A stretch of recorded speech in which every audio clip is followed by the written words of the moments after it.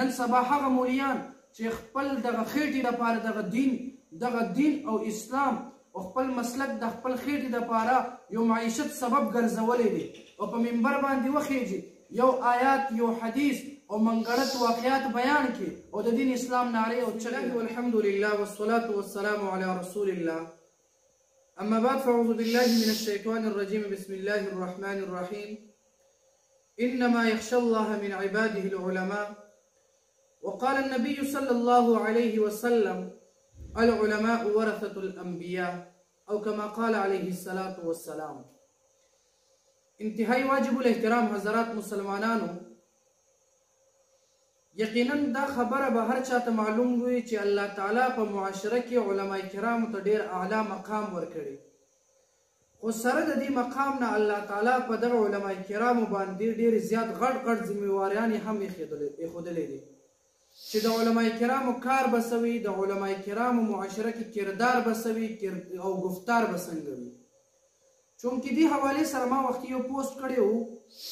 د علما کرامو په حوالې سره، او بعض حضراتو هغه پوسټ نه اسکرین شاټ راواغستو او پوسټونه راپسې وکړل. نو د هر یو انسان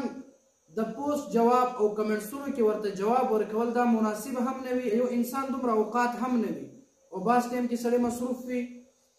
نو هر یو کس ته جواب ورکول دا مشکل وي. چونکې ما خبره داسې کړې وه چې دغه معاشره کې هر یو انسان دغه چغه وهي، دغه نعره لګوي چې کاش اس ملک میں اسلامی نظام ہوتا، چې دغه ملک اسلامی نظام وي. نن سبا هر یو مولا، هر یو طالب په خپل کور کې دننه ناست وي، په بړستن کې ګرم بستره کې به اوده وي، او چې کله په ګرم بستره کې موبایل راواخلي او پوسټونه شروع کړي چې د پاکستان دا نظام غلط دی، د پاکستان دا نظام غلط دی، په پاکستان کې اسلامی نظام نشته. آیا د پاکستان کې د اسلامی نظام د پاره فرشته به نازلیږي؟ آیا پاکستان کې اسلامی نظام د پاره صحابه کرام به واپس را ژوندي کیږي؟ آیا پاکستان کې اسلامی نظام د پاره بل پیغمبر به راځي؟ نه، هرگز داسې نه ده، بلکې زمونږ پاکستان دغه بنیاد دا په اسلامي قوانینو او په اسلامي کوم پلیټ فارم چې دی په هغې باندې دغه پاکستان بنیاد ایښودلی شوی دی. او بیا د پاکستان آئین دا علما کرامو لیکلی دی او د پاکستان آئین مکمل د اسلام او د قرآن او د پیغمبر علیه الصلاة والسلام د فرمان مطابق دی. وس عمل کول نه کول دا ځان له خبره ده.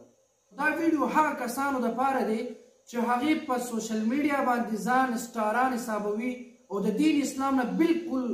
150 کیلومتر لرې تښتي. اولنۍ خبره دا یاد ولرئ چې آیا مولا دې ته ویلی شي چې هغه پخپله په قرآن او په حدیث عمل نه کوي؟ وس یو مولا چې اسلامي نظام د راوستو دپاره یو مولا هم کوشش نه کوي په صحیح معنو کې الا یو څو مولیانو نه علاوه. که وس په معاشره کې زه به دا ووایم چې څومره طلبه کرام په مدارسو کې دي، څومره علما کرام په ملک پاکستان کې دي، دا په یوه دنیا کې د پاکستان نه علاوه یو ملک هم دومره نشته. کوم یو مولا، کوم مدارسو والا، کوم طلبه کرام او کوم علما کرام لګېدلی دي هغې د اسلامي قانون د اسلامي نظام راوستلو دپاره محنت او کوشش کوي؟ یو هم نشته.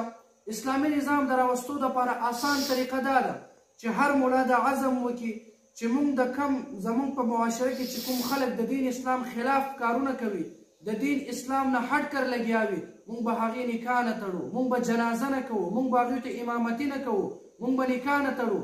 بیا دې په معاشره کې یو انسان د دین اسلام خلاف کار وکړي. نن سبا هغه مولیان چې خپل دغه خېټې دپاره دغه دین او اسلام او خپل مسلک د خپل خېټې دپاره یو معیشت سبب ګرځولی دی او په منبر باندې وخیږي یو آیات یو حدیث او منګړت واقعات بیان کړي او د دین اسلام نعرې او چغې لګوي.